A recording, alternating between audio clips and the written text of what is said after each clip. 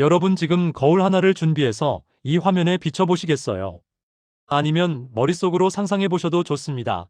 우리가 흔히 쓰는 글씨를 거울에 비추면 좌우가 뒤집혀서 알아볼 수가 없죠. 그런데 여기 거울에 비춰야만 비로소 정체를 드러내는 글씨가 있습니다. 바로 인류 역사상 가장 위대한 천재 중 한 명으로 꼽히는 레오나르도 다빈치가 남긴 노트입니다. 그는 무려 7,000페이지가 넘는 방대한 기록을 남겼는데 놀랍게도 그 대부분이 오른쪽에서 왼쪽으로 써내려간 소위 미러 라이팅, 즉 거울 글씨였습니다. 도대체 왜 그랬을까요? 단순히 남들이 훔쳐보지 못하게 하려는 암호였을까요? 아니면 왼손잡이가 잉크를 묻히지 않으려고 부린 요령이었을까요? 그것도 아니라면 그의 뇌 속에 우리가 모르는 어떤 특별한 배선이 깔려 있었던 걸까요? 오늘 우리는 이 기이한 필기법 뒤에 숨겨진 진실을 미국 국립보건원과 존스 홉킨스 의대 그리고 국내 신경과학 연구소들의 방대한 자료를 교차 검증하여 추적해 보겠습니다. 먼저 가장 현실적이고 단순한 이유인 왼손잡이의 생존 전략부터 짚어보겠습니다. 다빈치는 왼손잡이였습니다. 15세기 유럽에서 왼손잡이로 산다는 건 꽤나 불편한 일이었습니다. 당시 사용하던 필기구는 기펜과 잉크였기 때문입니다. 왼손으로 글씨를 왼쪽에서 오른쪽으로 쓰다 보면 막 써내려간 잉크 위를 왼손날이 쓸고 지나가게 됩니다. 종이는 엉망이 되고 손은 시커멓게 변할 수밖에 없습니다. 이런 불편함을 피하기 위해 다빈치가 오른쪽에서 왼쪽으로 쓰는 방식을 택했다는 설은 꽤 설득력이 있습니다. 실제로 당시 예술가들에 대한 기록을 보면 왼손잡이 화가들이 붓이나 펜을 다룰 때 겪는 고충이 종종 묘사되곤 합니다. 하지만 단순히 잉크가 번지는 걸 막기 위해서라면 종이를 약간 기울이거나 손의 위치를 바꾸는 것만으로도 충분했을 겁니다. 굳이 읽는 사람조차 거울을 꺼내 들어야 하는 불편함을 감수하면서까지 모든 글자를 뒤집어 썼을지 의문이 남습니다. 또한 그는 가끔 15세기 귀족들에게 보내는 편지나 공식 문서는 정상적인 방향으로 썼습니다. 즉, 필요할 때는 제대로 쓸 줄 알았다는 뜻입니다. 그렇다면 그의 노트 속 거울 글씨는 단순한 편에 그 이상의 의미가 있을 것입니다. 다음으로 제기되는 주장은 비밀 유지설입니다. 다빈치의 노트에는 당대에는 상상조차 할 수 없었던 혁신적인 아이디어들이 가득했습니다. 잠수함, 비행기, 헬리콥터, 인체 해부도까지 다양했습니다. 만약 이 내용이 교황청이나 경쟁자들의 손에 들어갔다면 신성 모독으로 종교 재판에 회부되거나 소중한 아이디어를 도둑맞았을지도 모릅니다. 일부 역사학자들은 그가 자신의 지적 재산을 보호하기 위해 일종의 암호화 기술로 거울 글씨를 사용했다고 주장합니다. 거울 없이는 쉽게 읽을 수 없게 만들어서 훔쳐보는 이들의 흥미를 떨어뜨리거나 해석할 시간을 벌려고 했다는 것입니다. 하지만 런던 킹스 칼리지의 연구진이나 여러 역사학자의 견해를 종합해보면 이 주장에도 허점이 있습니다. 거울 글씨는 익숙해지면 읽는 것이 그리 어렵지 않기 때문입니다. 정말로 비밀을 지키고 싶었다면 그는 훨씬 더 복잡한 대체 암호를 사용했을 것입니다. 실제로 그는 간단한 코드보다 훨씬 복잡한 기계 장치를 설계하던 사람이었습니다. 최근 현대의학계, 특히 신경과학 분야에서 가장 주목하는 가설은 바로 난독증입니다. 런던 킹스 칼리지의 카타네오 교수팀과 미국의 여러 신경과학자는 다빈치의 노트에서 흥미로운 패턴을 발견했습니다.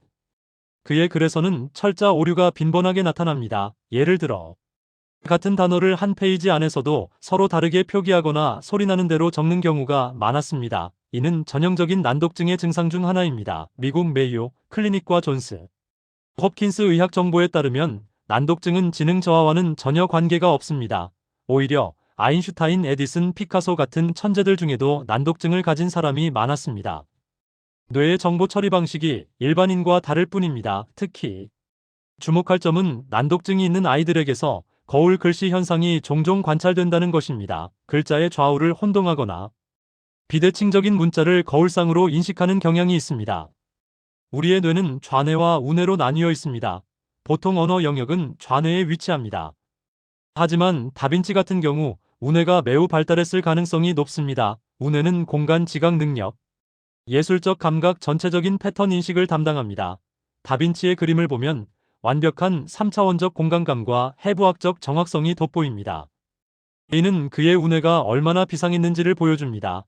일부 학자들은 다빈치의 뇌에서 언어 기능이 좌뇌가 아닌 우뇌에 더 넓게 분포했거나 양쪽 뇌를 연결하는 뇌량의 정보 교환이 남달랐을 것이라고 추정합니다. 즉, 그에게는 오른쪽에서 왼쪽으로 글씨를 쓰는 것이 우리가 왼쪽에서 오른쪽으로 쓰는 것만큼이나 아니, 오히려 더 자연스러운 뇌의 명령이었을 수 있다는 것입니다. 조금 더 깊이 들어가 국내 뇌과학 연구 자료와 미국 국립보건원의 논문들을 교차 검증해보면 운동 프로그램이라는 개념이 나옵니다. 우리가 글씨를 쓸 때 뇌는 손의 근육에 복잡한 명령을 내립니다. 오른손잡이가 글씨를 쓸 때의 손목 움직임, 즉 몸의 중심에서 바깥쪽으로 나가는 움직임이 가장 자연스럽습니다. 그런데 왼손잡이인 다빈치에게 몸의 중심에서 바깥쪽, 즉 왼쪽으로 나가는 움직임은 바로 거울 글씨의 방향입니다. 보통 사람들은 시각적 피드백과 교육을 통해 이 자연스러운 운동 본능을 억제하고 정방향으로 글씨를 씁니다. 하지만 다빈치는 이 억제를 풀었거나 굳이 억제할 필요를 느끼지 못했을 수 있습니다. 난독증이 있었다면 글자의 올바른 방향에 대한 강박이 일반인보다 덜했을 수도 있습니다. 어쩌면 그는 글자를 읽는 도구가 아니라 그림처럼 보이는 이미지로 인식했을지도 모릅니다. 그에게 글쓰기는 드로잉의 연장선이었고 펜의 흐름이 가장 자연스러운 길을 따라갔을 뿐인 것입니다. 그렇다면 다빈치의 거울 글씨는 장애의 산물일까요? 그렇지 않습니다. 현대의학은 이를 신경 다양성의 관점에서 봅니다. 그의 뇌는 언어를 순차적인 기호가 아니라 입체적인 공간 정보로 처리했습니다. 덕분에 그는 평면의 종이 위에 3차원의 기계 장치와 인체 내부를 그토록 생생하게 구현할 수 있었던 것입니다. 미국 캘리포니아 공과대학이나 국내 카이스트 같은 연구기관들의 최근 연구를 보면 공간 지각 능력이 뛰어난 영재들이 글자를 뒤집어 쓰는 경향이 있다는 보고가 있습니다. 이는 뇌의 발달 과정에서 나타나는 특징 중 하나지 고쳐야 할 병이 아닙니다. 다빈치는 자신의 뇌가 가진 특성을 억지로 세상의 기준에 맞추려 하지 않았습니다. 대신 자신의 방식대로 세상을 기록했습니다. 그 결과가 바로 인류의 보물이 된 코덱스입니다. 그가 남긴 노트 한 귀퉁이에는 장애물은 나를 굴복시킬 수 없다는 문구가 있습니다. 어쩌면 그는 남들과 다른 자신의 읽기 쓰기 방식을 장애물이 아니라 세상을 다르게 보는 창문으로 활용했던 것이 아닐까요? 잉크가 번지지 않게 하려는 실용적인 이유로 시작했을지 몰라도 결국 그것은 그의 사고 흐름을 가장 방해받지 않고 기록할 수 있는 최적의 도구가 되었던 것입니다. 오늘 우리는 레오나르도 다빈치의 거울 글씨라는 미스터리를 통해 잉크 번짐을 막으려던 왼손잡이의 고충부터 비밀을 지키려던 발명가의 치밀함, 그리고 남들과 다른 뇌 구조를 가진 천재의 내면까지 들여다보았습니다. 결국 다빈치의 거울 글씨는 단순한 버릇이나 암호가 아니었습니다. 그것은 세상의 고정관념을 거스르는 그의 뇌가 보내는 자유로운 신호였습니다. 그는 남들이 글씨는 이렇게 써야 해라고 말할 때 나는 이렇게 쓰는 것이 편하다라고 펜으로 대답했습니다. 그리고 그 거꾸로 든 글씨들 속에서 헬리콥터가 날아오르고 인체의 신비가 밝혀졌습니다. 여러분의 자녀가 혹은 여러분 자신이 남들과 조금 다른 방식으로 세상을 보고 있나요? 글씨를 거꾸로 쓰거나 엉뚱한 상상을 하시나요? 걱정하지 마세요. 그것은 어쩌면 제2의 다빈치가 될 수 있는 뇌의 특별한 선물일지도 모릅니다. 다빈치의 거울 글씨처럼 때로는 세상을 거꾸로 비춰볼 때 진실이 더 선명하게 보이는 법이니까요. 오늘 이 이야기가 여러분의 뇌에 신선한 자극이 되었기를 바랍니다.